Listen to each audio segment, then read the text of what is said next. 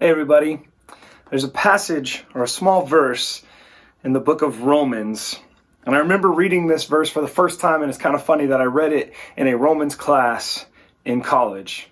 So I was like 19 or 20 before I even actually heard this verse or saw this verse for the first time. And it's funny because now I come back to this verse very often.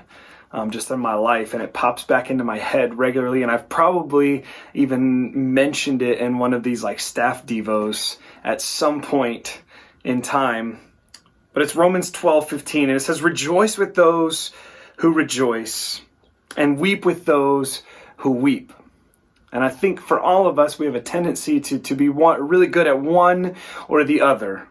Like for people like me, I have this tendency of I can take on other people's pain for some reason and their emotions, and I can feel them and I hurt with them, and it's painful to me, and I lose sleep over it and I get sad about it, and then there's the other side of it with the rejoicing with those who rejoice, and honestly I kind of struggle with that part. A couple years ago, I kind of tried to take 2 steps to try and help me with both of these, because even though that sometimes I can feel people's pain and I can relate to what's going on in their lives, I've also put up a wall to try and protect myself sometimes. And I do the easy thing of, well, I'll pray for you. And sometimes I just leave that moment and never even think about it again. And I'm embarrassed about that, but it's the honest truth.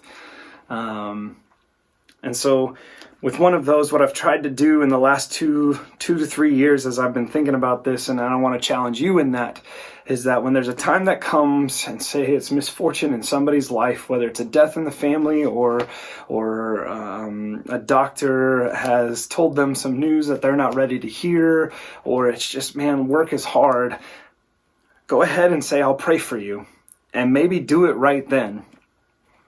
But I also want you to take another step and ask, what do you need from me?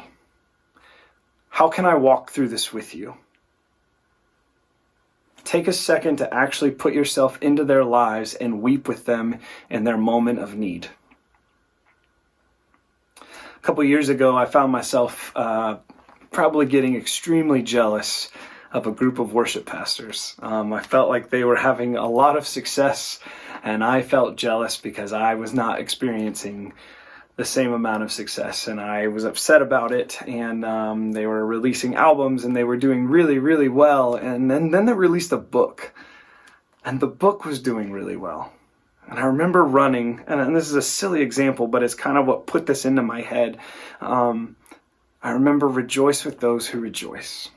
I remember thinking, these are people in my community that are investing in the people of the community that I live in, the town, the city that I live in, and they are trying to push people towards Christ, and I'm envious of them.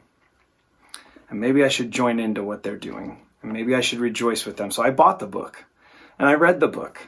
And as I read the book, I prayed for this church and these worship pastors throughout all of it. I don't even know these guys, but I continued to pray for them and ask God to change my heart.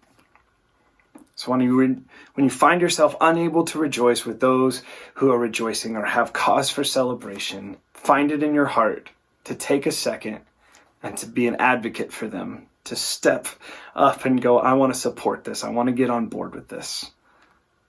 Whether you know them or not, rejoice with those who rejoice. And take time and remember to weep with those who weep.